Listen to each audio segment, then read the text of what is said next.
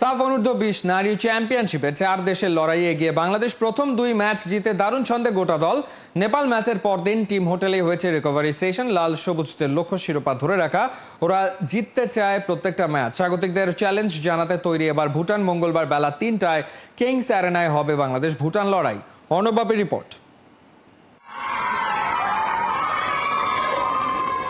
জলে ঝংকার তুলে এমন বাঁধভাঙা উল্লাস করা তো তাদেরই মানায়, যারা ঝঞ্ঝার মতো উত্তাল হয়ে প্রতিপক্ষকে ঘায়েল করে খুব দৃঢ়তায়। শান্ত জলে কলতান তুলে মৃদু কম্পন জাগানো এই বঙ্গকন্যারাই ফুটবল মাঠে রীতিমতো তুলছে ঝড়। তাদের পায়ের ঘূর্ণি বাঁকে শ্রীলঙ্কা চূর্ণ বিচূর্ণ হয়ে গেছে। 9-1 গোলের কি অসাধারণ জয়।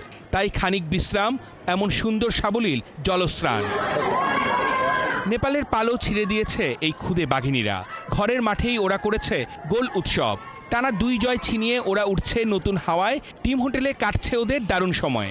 আজকে আমরা রিকভারি সেশন করছি সুইমিং পুলে, সবাই একটু এনজয় করছি সুইমিংয়ে।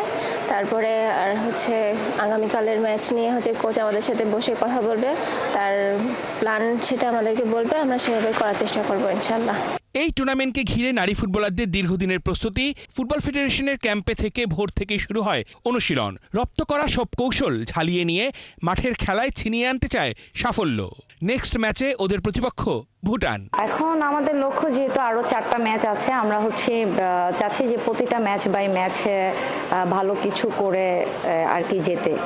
লক্ষ্য তো সবারই থাকে একটা ভালো, আমাদেরও আছে, তবে আমরা পরের ম্যাচটা গুরুত্বপূর্ণ দিচ্ছি। প্রতিটা ম্যাচই আমাদের কাছে গুরুত্বপূর্ণ। চলতি আসরে ভুটান শ্রীলঙ্কাকে বড় ব্যবধানে হারালেও নেপালের সাথে হেরেছে 6-1 গোলে। নামে ভারে শক্তি সামর্থ্যে ভুটানিদের থেকে এগিয়ে বাংলাদেশের মেয়েরা। অর্ণব বাপি, 71।